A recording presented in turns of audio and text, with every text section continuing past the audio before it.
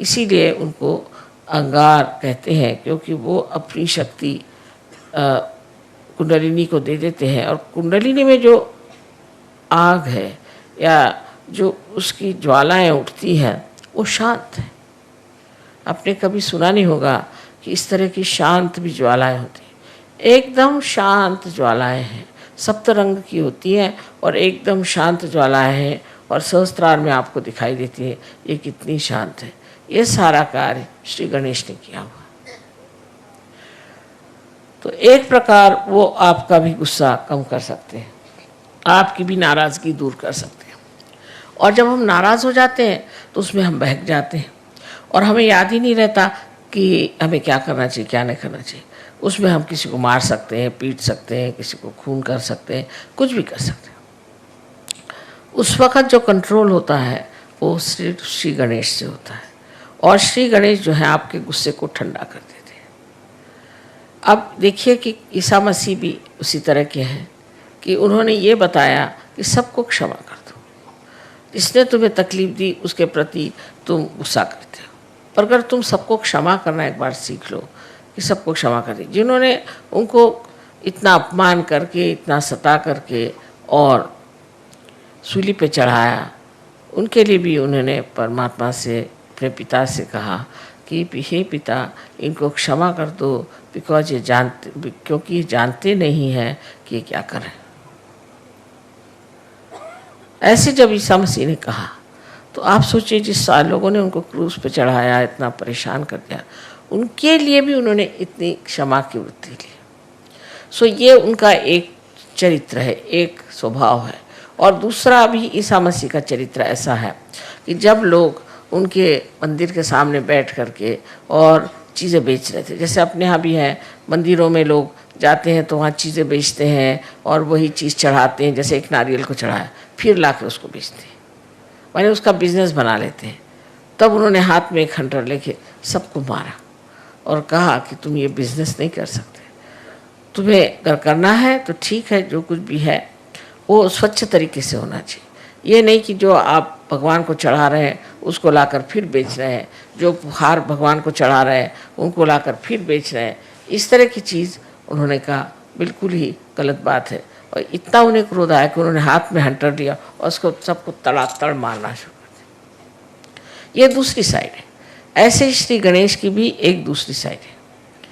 दूसरी साइड गणेश की ये है कि जिस वक्त कोई भी राक्षस या दुष्ट आपको परेशान करेगा या तंग करेगा तो वो गणपति है, माने गणों के वो राजा है। तो वो उन राक्षसों को और दुष्टों को नष्ट करते हैं, उनको एकदम उनका सर्वनाश कर देते हैं। आपको कुछ कहने की ज़रूरत ही नहीं है, आपको कुछ बताने की ज़रूरत नहीं, वो खुद ही आपके साथ लगे हुए हैं गण लोग, और वो ऐसे लोगों को ठीक ही कर देते हैं जो आप लोगों को तंग करें। सहयोग में आप लोग जान लीजिए कि आप पूरी तरह से सुरक्षित हैं और आपको कोई भी नहीं दुख दे सकता। हाँ, अगर आप सहयोग में हैं तो आपके गण जो हैं वो चारों तरफ घूम रहे हैं और वो यहाँ भी पधारे हैं और वो हर समय आपके ऊपर अपनी सुरक्षितता का उन्होंने पूरी तरह से आपके ऊपर अपना आच्छादन डाल दिया, पूरी तरह से आपको ढक लिया। आपको कोई भी तरह की तकलीफ़ परेशानी नहीं हो सकती। फिर आप उसको चमत्कार कहते हैं, माँ किस तरह से मैं बच गया, पता नहीं क्या हुआ, मैं कैसे बच गया। ये सब गणों का काम है और गण ये कार्य जब करते हैं तब समझ लेना कि आप वाकई में एक सहयोगी हैं। अगर वो ये कार्य आपके लिए नहीं करते हैं तब तो समझना है कि आप अभी तक पूरी तरह से सहयोगी नहीं हो। दूसरी बात गणों की ऐसी होती है कि हमेशा हमारे शरीर में भी वो कार्यान्वित रहते हैं। शरीर से बाह्य की चीज़ें जो करते हैं वो सिर्फ आप जब पार हो जाते हैं, जब आपका संबंध परमात्मा से हो जाता है, तब वो आपका शरीर और आपका सब धन और आपकी सब चीज़ें, बच्चे, सबको संभालते हैं। पर उससे पहले हमारे अंदर वो एंटीबॉडीज़ बन करके जीते हैं और ये जो एंटीबॉडीज़ होती हैं यही हमें रोगों से बचाती है और उससे हम लड़ झगड़ सकते हैं। तो इसका चक्र जो है सेंटर हार्ट, यहाँ पर स्टर्नम करके जो हड्डी है उसके अंदर शुरू में होता है। 12 साल तक एंटीबॉडीज़ तैयार होती हैं और वो फिर सारे शरीर में दौड़ करके तैयार रहते हैं। जब भी कोई परेशानी होगी तो स्टर्नम हिलने लग जाएगा और उसके हिलते ही जैसे रिमोट कंट्रोल होता है इस तरह से इनको पता हो जाता है और ये फिर उस आने वाले कोई भी जो आदमी आपके ऊपर आक्रमण कर रहा है या कोई सी भी चीज़ आक्रमण कर रही है, कोई वायरस आ रहा है या किसी भी तरह का कोई रोग आपके अंदर घुस रहा हो, उससे ये लड़ते हैं। और जब आप माँ के विरोध में कार्य करते हैं, माँ के विरोध में काम करने का मतलब है नैतिकता से गिर जाना। पिता के विरोध में जाने का मतलब है कि आप कार्यशील न हो, कार्यक्षम न हो, आप कार्यकर्ता न हो, आप में आलस्य आ जाए, ये तो पिता के खिलाफ पाप है। लेकिन माँ के खिलाफ पाप है जहाँ आप अपनी नैतिकता को खो देते हैं। जिन्होंने अपनी नैतिकता को खो दिया है, ऐसे लोगों का ये चक्र बहुत कमज़ोर हो जाता है और इसीलिए फिर ये चक्र जो है इसको ठीक करने में बड़ी मुश्किल हो जाती है। और जो लोग इस तरह से गिर जाते हैं और उनका ठीक होना भी मुश्किल हो जाता है, जैसे एड्स की बीमारी है या इसी तरह की जो बीमारियां हैं जिसे कि हम गुप्त रोग कहते हैं, ये सारे गुप्त रोग अनैतिकता से आते हैं और ये अनैतिकता के रोग जो हैं किसी तरह से भी ठीक नहीं हो सकते जब तक आपके गणेश तत्व ठीक नहीं हो जाएगा। इसलिए समझ लेना चाहिए कि हमें अपने अनैतिकता से अपने सारे व्यक्तित्व को, अपने सारे जीवन को पूरी तरह से आडोलित रखना चाहिए, पूरी समय उसमें पवित्रता में डूबे रहना चाहिए। ये जो पवित्रता है उसके बारे में ईसा मसीह ने बहुत बढ़कर बात कही है, क्योंकि आज्ञा चक्र पे उनका स्थान है, इसलिए उन्होंने आज्ञा चक्र पे बहुत बड़ी बात कही और वो ये कहा कि तुम्हारे आँखों में भी कोई भी अपवित्रता नहीं होनी चाहिए। Thou shalt not have adulterous eyes। आँखें भी ऐसी हो, वो भी निर्मल होनी चाहिए, क्योंकि आँखें निर्मल कर नहीं है तो ईसा मसीह वहाँ नहीं है। लेकिन देखिए परदेश में हम देखते हैं कि हर एक ईसा को मानने वाले लोग सबकी आंखें बहुत ख़राब है। इस औरत की तरफ देख, उस औरत की तरफ देख, उस तरफ देख, फिर औरतें भी ऐसी आदमियों की तरफ देख, उनकी आँख ऐसी चलती रहती, कभी आँख स्टेडी नहीं रहती। और फिर एक बार ये चल जाए तो ये नेगेटिविटी होती है, भूत है, आँखों से चलते और एक पे जाएंगे फिर दूसरे पे जाएंगे। उसका कोई खेल ऐसा है कि उस खेल में कोई मज़ा तो नहीं आता, पर वो खेल ही अपने आप ही चलते रहता है और आदमी इसी में पागल हो जाता है। तो ईसा मसीह ने भी पवित्रता की अति सूक्ष्म बात कह दी कि तेरी आँख भी अपवित्र नहीं होनी चाहिए, किसी की और तेरी आँख से भी तुम अपवित्रता के भावना से न देखो। ये बात उन्होंने कही, जैसे कि ये पवित्रता का ही पूरा स्रोत है, इसलिए उन्होंने पवित्रता की बात की। ईसा मसीह ने ज़्यादातर पवित्रता की ही बात की है। जहाँ जहाँ बात की है वो ज़्यादातर कि आप अपने को कैसे पवित्र रख सकते हैं और कैसे आप नैतिकता के बल पर खड़े हो सकते हैं। सो सहयोग में, सहज में सब होता है जब आप गणेश जी को पूर्ण तरह से वर्ण करते हैं और गणेश जी को मानते हैं कि ये शक्ति हमारे अंदर आ जाए। ऐसे तो हर एक चक्र पे गणेश का स्थान है और मैं हमेशा कहती हूँ कि हर एक चक्र पे एक वाइस चांसलर बैठे हुए हैं, चांसलर साहब बैठे हैं। जब तक ये सर्टिफिकेट नहीं देंगे तब तक कुंडली चढ़ेगी नहीं और हर चक्र पे ये काम करते। तो आज के इस योग की मैंने बात बताई कि उनका जो दूसरा स्वभाव है कि जो अंगार है, उस अंगार को वो अंगार से भी ठंडा कर सकते, वो पूरी तरह से कर सकते हैं। जैसे कि आपने देखा है जिस वक्त में रावण ने श्री राम के विरोध में बात की तो लंका में आग लग गई। तो आपके जो हनुमान जी हैं वो भी मंगलवार ही की उनकी पैदाइश है और वो उनके पास नवधा शक्तियाँ हैं, उसके साथ ये दोनों ही मिलकर के ऐसे काम करते हैं। और विशेषकर मनुष्य के अंदर का क्रोध हो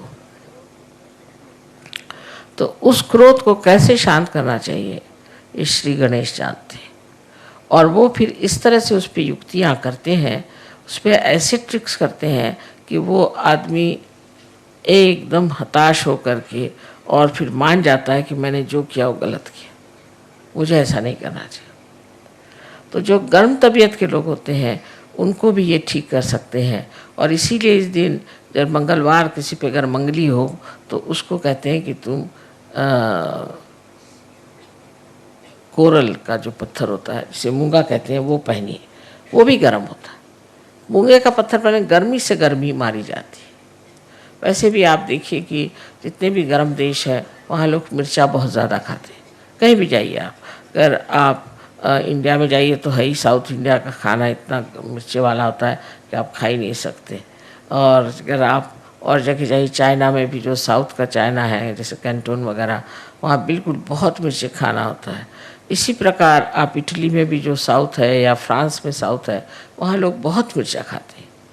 क्यों खाते हैं? क्योंकि मिर्चे से मिर्च मिटती है, गर्मी से गर्मी चली जाती है, इसलिए वो मिर्चा खाते हैं जिससे खूब पसीना आए और उनको ठंडक बनी रहे। इसी प्रकार श्री गणेश भी अपनी गर्मी से आपकी गर्मी ठीक करते हैं। आपके अंदर अगर कोई अहंकार हो जाए तो इस तरह से वो आपको दिखा देते हैं अपना प्रताप कि उससे फिर आप खुद ही ठंडे हो जाते हैं। और ये जितनी भी बीमारियां हैं इसमें भी बहुत गर्मी निकलती है, बहुत जनरेट होती है, और इस गर्मी के कारण ही आदमी अस्वस्थ हो जाता है। इसलिए ठीक है कि हम इस गर्मी का ही इलाज करें और उसके लिए श्री गणेश की आराधना करें और उनके प्रति अपने को विशेष रूप से समर्पित करें।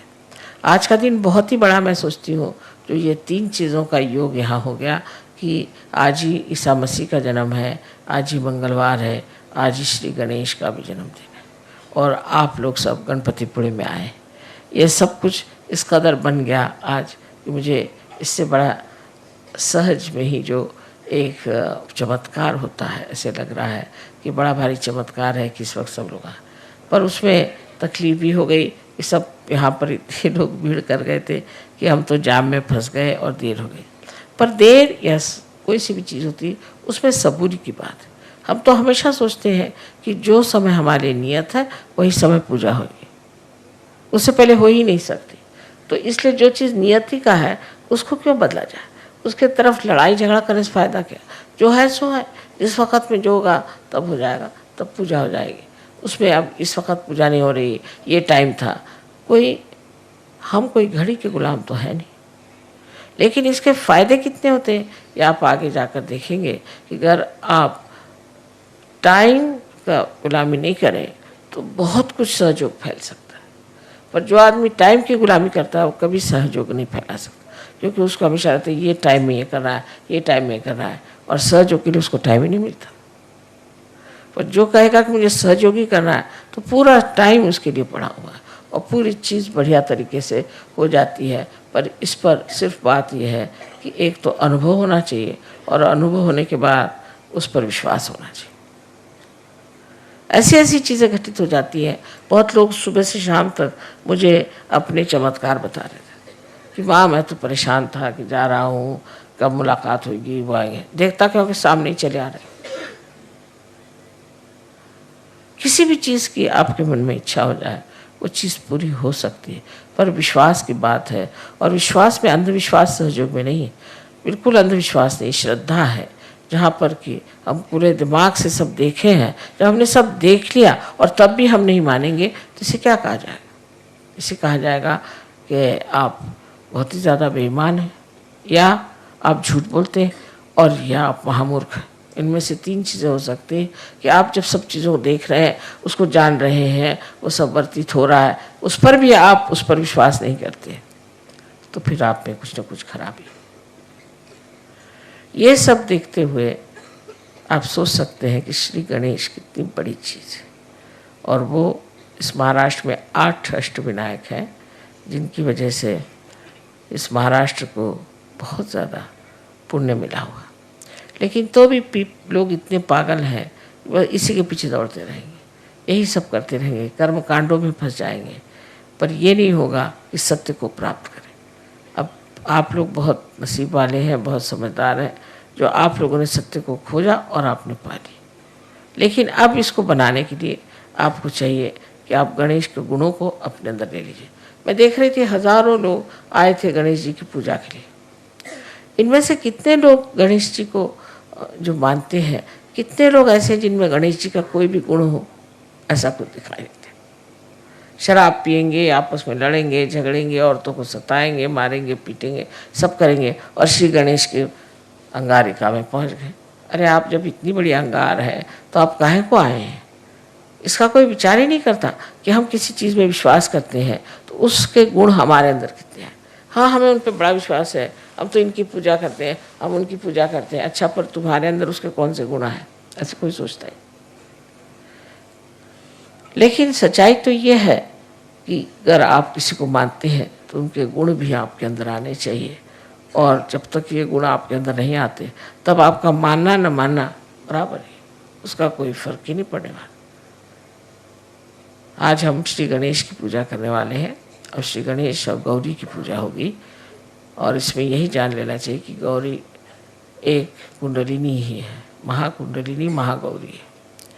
और इसका कार्य यह है कि अपने बच्चे को जो बहुत सालों से खोज रहा है उसको आत्म साक्षात्कार प्राप्त कराए, उसका पुनर्जन्म करें।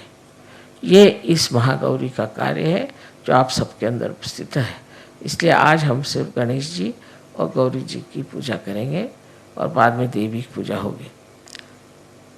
सबको अनंत आशीर्वाद।